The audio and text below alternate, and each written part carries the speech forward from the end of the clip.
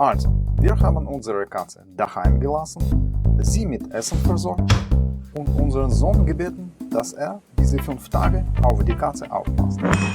Dann haben wir die Koffer gepackt und sind nach Lanzarote geflogen.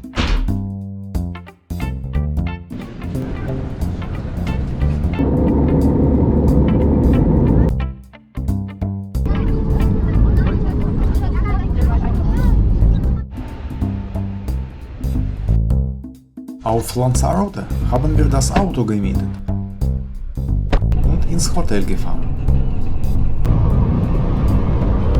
Wir hatten auch Zeit gehabt, ins Meer zu springen. Dann war der Tag im Prinzip zu Ende.